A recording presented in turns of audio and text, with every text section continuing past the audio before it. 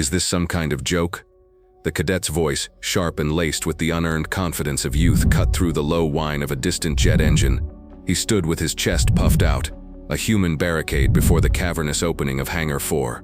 Before him, Arthur Griffin remained perfectly still. At 85 years old, his frame was leaner than it once was, his face a roadmap of a life lived long and hard, yet his back was straight, his eyes clear and calm, fixed not on the hostile young man but on some point far beyond, in the sun-bleached distance of the airfield. He wore a simple windbreaker and slacks, looking more like a grandfather who had taken a wrong turn on his way to the grocery store than a guest at a secure military installation. "I'm just here to see an old friend," Arthur said, his voice a low, gravelly hum that was nearly swallowed by the vastness of the concrete apron. The cadet, whose name tag read Miller, exchanged an exasperated look with the airman next to him. "Sir, this isn't a retirement home. This is an active United States Air Force base. For the last time, I need you to turn around and leave the premises. Now." His hand drifted down, coming to rest near the holstered sidearm on his belt, a gesture of practiced intimidation. It had no effect. Arthur seemed not to notice, his gaze unwavering, his hands resting calmly at his sides. He had been standing here for 10 minutes, a silent, unmovable object meeting the force of adolescent authority. The confrontation had started simply enough, with a polite but firm, "Halt, sir. May I see your credentials?" But as Arthur patiently explained, he had none. That he was an invited guest of the wing commander himself, the cadet's professional demeanor had curdled into outright contempt. The wing commander. Miller had scoffed, a smirk twisting his lips. "Right, and I'm the chief of staff. I've heard that one before." Now a small crowd was beginning to form. A few mechanics in greasy coveralls paused on their way to the flight line. Their curiosity piqued. A pair of administrative clerks slowed their walk, whispering to each other. The scene was becoming a public spectacle, a quiet drama playing out under the harsh afternoon sun. The air was thick with the smell of jet fuel and hot asphalt, a scent that was as familiar and comforting to Arthur as the smell of baking bread. To Cadet Miller it was the smell of his domain, a place he was sworn to protect from doddering old men with fanciful stories. He escalated, his voice rising in volume. "Look, Grandpa, I don't have time for your games. Are you lost? Did you wander off from the base museum? This is a restricted area.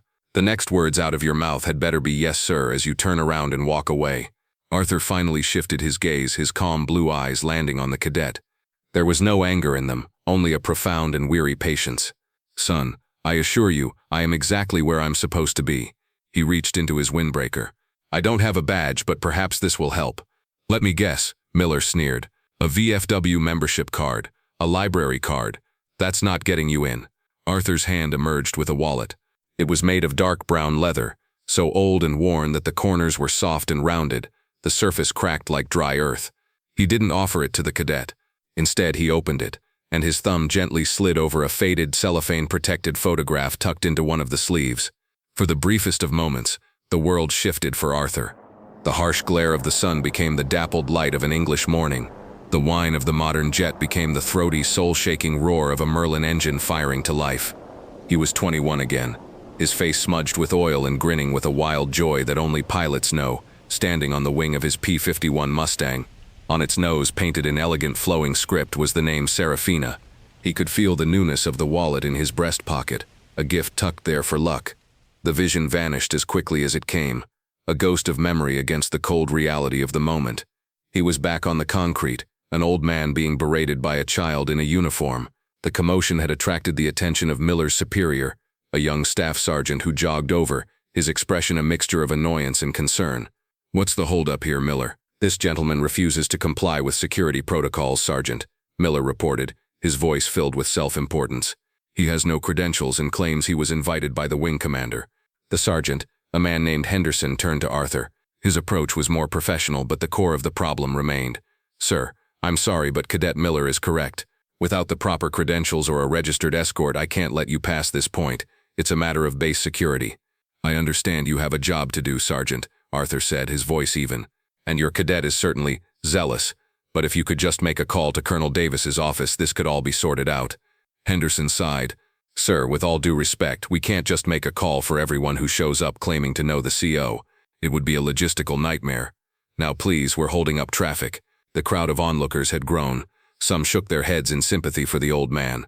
Others murmured their agreement with the security personnel. The tension was a palpable thing, shimmering in the heat rising from the tarmac. Watching from a distance, leaning against the hangar wall with a cup of coffee, was Chief Master Sergeant Barnes. A 30-year veteran, Barnes had a face that looked like it had been carved from granite and left out in the sun. He had seen everything the Air Force had to offer, from blistering deserts to frozen tarmacs, and he had an almost supernatural sense for when things were about to go sideways. At first he dismissed the scene as a routine security stop. But the longer he watched, the more something felt wrong. It was the old man. His posture wasn't just straight, it was the ingrained ramrod stillness of a career officer. His calm wasn't the confusion of an old man, it was the unnerving placidity of a man who had faced down far worse things than an arrogant cadet. He heard the old man say his name again, clearly and patiently, to Sergeant Henderson. "My name is Arthur Griffin. Colonel Davis is expecting me. We have an appointment with a very old friend." The name Griffin lodged in the chief's mind. It wasn't just a name, he'd heard it recently. Where? A briefing, a history presentation at the Senior NCO Academy. Then it hit him. Colonel Davis himself had mentioned it just last week in a command meeting. A special guest, a living legend. Chief Barnes looked closer, really looked at the old man's face, the set of his jaw, the quiet authority that radiated from him like heat. The pieces clicked into place with a terrifying certainty. He knew, with the kind of gut instinct that had kept him and his airmen alive for 3 decades, that Sergeant Henderson and Cadet Miller were standing on the lip of a volcano, cheerfully poking it with a stick. Barnes didn't shout. He didn't run over and pull rank. That would be messy and undermine the chain of command. Instead, he turned, melting away from the wall. He pulled out his personal cell phone and speed-dialed a number he knew by heart, the direct line to the wing commander's executive aide. "Captain Rivera, it's Chief Barnes," he said, his voice low and urgent. "Sorry to bother you, but there's a developing situation down at Hangar 4's checkpoint." "Yes, ma'am." "There's an elderly gentleman being detained by security. He says his name is Arthur Griffin." He paused, listening. "Yes, ma'am. Griffin. I thought the colonel would want to know." Immediately, he hung up. The dominoes had been pushed. Help, or perhaps divine retribution, was on the way. The phone call reached the wing commander's command suite on the second ring. Colonel Davis was in the middle of a tense logistics briefing, surrounded by his senior staff. His aide, Captain Rivera, took the call, her face a mask of professional courtesy. As Chief Barnes spoke on the other end, the captain's posture straightened, and the color drained from her face. She held the phone to her chest, stood, and took a deep breath. "Sir," she said, her voice cutting through the talk of fuel requisitions. "Colonel Davis, I apologize for the interruption." Davis looked up, his brow furrowed in annoyance. "What is it, Captain? This is important." "Sir, Chief Master Sergeant Barnes is on the line from Hangar 4, she said, swallowing hard. "There's a situation. There's an elderly civilian. And—" Davis snapped, his patience wearing thin. "Sir," Captain Rivera's voice was now barely a whisper. "He says his name is Arthur Griffin." The name hung in the air-conditioned room like a thunderclap. Colonel Davis froze. The pen in his hand slipped from his fingers and clattered onto the polished mahogany table. The other officers stared, first at the captain, then at their commander, whose face was a rapid-fire slideshow of emotions, confusion, then dawning comprehension, then sheer unadulterated horror. "Griffin?" Davis breathed, his voice hoarse. "Arthur Griffin? Not the Griff?" Captain Rivera nodded, her eyes wide with shared panic. In an instant, Colonel Davis was transformed. He shot to his feet with such force that his heavy chair screeched backward and nearly toppled over. The weary bureaucrat was gone, replaced by a commander on the verge of battle. "Get my vehicle," he roared, pointing a trembling finger at the captain. "Now, tell every officer in this room to meet me at Hangar 4 on the double, full honors detail. Move, people, move." The placid command suite erupted into a frenzy of controlled chaos. Officers grabbing hats and scrambling for the door with a sense of emergency usually reserved for an inbound missile. The audience in the room understood, and now the audience watching this story understood. They knew the secret that Cadet Miller, in his moment of peak arrogance, was about to discover in the worst way possible. Back at the hangar, blissful ignorance had given way to aggressive overreach. Cadet Miller, feeling the eyes of the crowd on him and misinterpreting the veteran's silence as stubborn defiance, decided to end the standoff. Sergeant Henderson was trying to de-escalate, suggesting they just call the visitor center and wait, but Miller was high on his own authority. "That's it. I'm done playing games," Miller announced, taking a deliberate step toward Arthur. He unsnapped the retaining strap on his holster. "Sir, you are creating a security disturbance on a federal installation. You have 2 choices. You can turn around and leave immediately, or I will be forced to place you in restraints and detain you for trespassing." He leaned in, his voice dropping to a conspiratorial sneer. "We can sort this all out downtown. Maybe a nice long chat and a psych evaluation are in order." The threat hung in the air, ugly and final. To question a man's freedom was one thing. To question his sanity was a profound and unforgivable insult. A collective gasp went through the crowd. Sergeant Henderson looked mortified. This was a catastrophic failure of professionalism, and it was happening on his watch. Arthur Griffin simply looked at the boy. For the first time, a flicker of emotion showed in his eyes. It wasn't fear, and it wasn't anger. It was a deep, soul-crushing disappointment. Before Miller could make good on his threat, a new sound tore through the air. It wasn't the familiar roar of a jet, but the high-pitched squeal of tires on pavement. A black command vehicle, the official car of the wing commander, skidded to a halt just yards away, its siren giving a final dying yelp. It was followed immediately by two more SUVs which braked hard behind it. The doors of the lead vehicle flew open and Colonel Davis practically leaped out, his face a mask of cold fury. He was followed by a torrent of scrambled brass. Lieutenant colonels, majors, and the base command chief all tumbling out of the vehicles and striding forward with a singular, terrifying purpose. The effect was instantaneous. The murmuring crowd fell silent. Every airman, mechanic, and clerk snapped to attention, their eyes wide with a mixture of shock and terror. The entire wing leadership had just descended upon Hangar 4 like a thunderbolt from a clear blue sky. The air crackled with a new potent authority that made Cadet Miller's posturing look like a child's game. Colonel Davis didn't spare a single glance for Miller or Henderson. His eyes, burning with an intense fire, were locked on one man. He strode forward, his polished black shoes eating up the distance on the concrete. As he closed the last few feet to Arthur Griffin, his furious expression melted away, replaced by one of profound, almost reverent respect. 3 feet away, he stopped. He drew himself up to his full height, his back as straight as a rifle barrel. Then he executed the sharpest, most impeccable salute of his entire career. "Colonel Griffin, sir," his voice boomed across the silent tarmac, cracking with emotion. "On behalf of the entire 41st Wing, I am so sorry. It is an honor, sir. Welcome home." Behind him, the entire line of senior officers snapped to attention and saluted in perfect synchronized unison.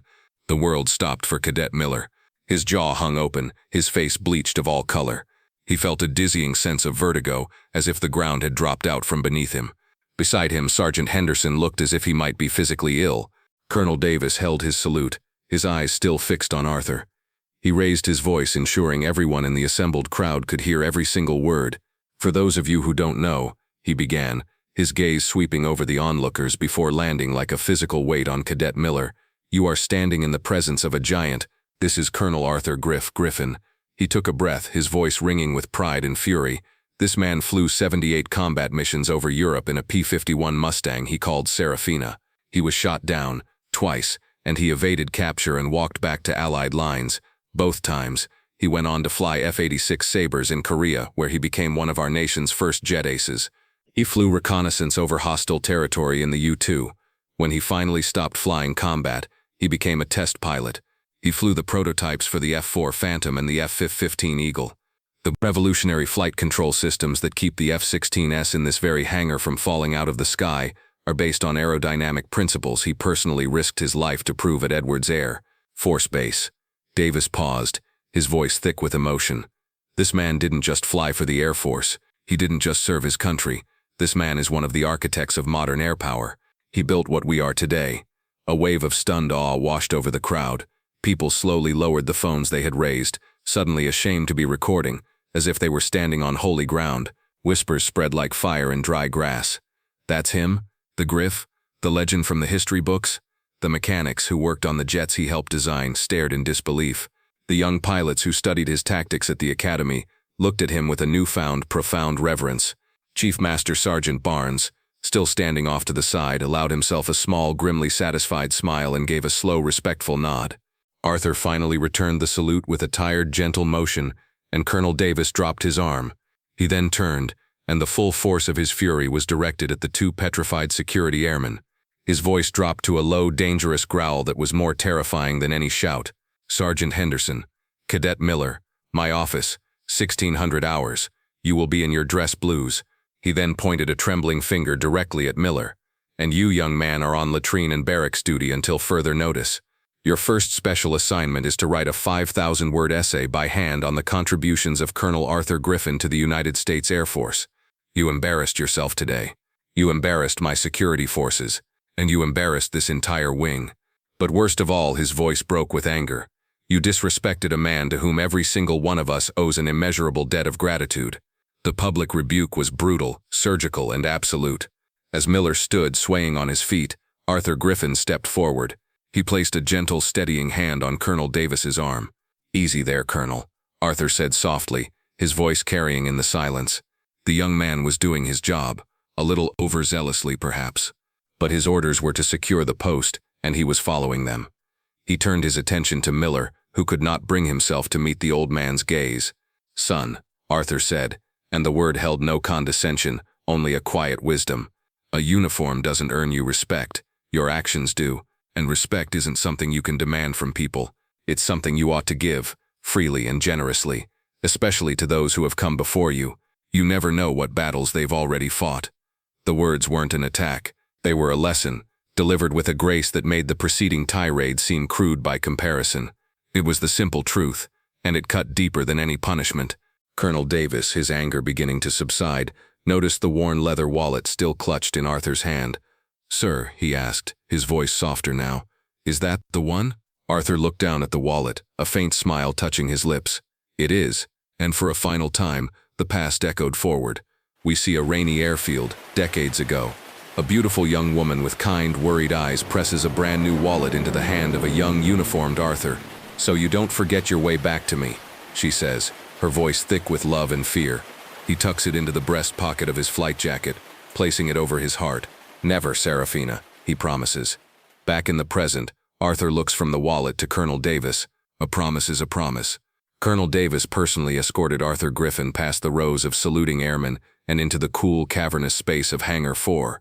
There, gleaming under the massive lights, sat a brand new F-35 Lightning II, and on its nose, painted in the same elegant script as its long-gone ancestor, was the name Serafina. It was a surprise tribute, arranged by Davis for the base's anniversary and the reason for Arthur's visit, to reunite him in a way with his old friend. The story of the confrontation at the gate spread across the base, then across the Air Force, like a shockwave. It became an instant legend, a cautionary tale. Colonel Davis, true to his word, mandated a new training module for all security personnel titled Veteran Interaction and Professional Courtesy. The security footage of the incident with faces and names redacted became the primary training aid on what not to do. A formal written letter of apology was couriered from the wing command to Colonel Griffin's home. He accepted it with his usual grace, asking only that the young men involved be taught, not just punished. A week later, a humbled man named Miller was mopping the floor of the base exchange. His dream of being a pilot was gone, washed out of the program. But he had been allowed to remain in the Air Force as an airman basic, starting from the very bottom. He saw Arthur sitting alone at a small table in the food court, nursing a cup of coffee. His heart hammered against his ribs. Taking a deep, shaky breath, he propped his mop against a wall and walked over. "Sir," he said, his voice barely a whisper. Arthur looked up. "Sir, my name is Miller. I was the cadet at the gate." He could feel his face burning with shame. I wanted to apologize, properly. There's no excuse for my conduct, for how I spoke to you. I was arrogant, and I was wrong. I'm sorry." Arthur Griffin looked at the young man for a long moment, then gestured to the empty chair across from him. "Sit down, son." Miller sat. They talked for nearly an hour. Arthur didn't lecture or chastise him. He asked about Miller's family, where he was from, what he had hoped to achieve. He told a few self-deprecating stories about the boneheaded mistakes he'd made as a young second lieutenant. He offered not condemnation but something Miller desperately needed and didn't deserve, mentorship. When Miller finally stood to leave, he felt like a different person. He had been humbled by discipline, but he had been changed by grace. The story of Arthur Griffin is a powerful reminder that heroes walk among us every day, often in the quietest, most unassuming forms. If you were moved by his story of valor and grace, please hit that like button, share this video with someone who needs to see it, and subscribe to Veteran Valor for more incredible stories of those who served.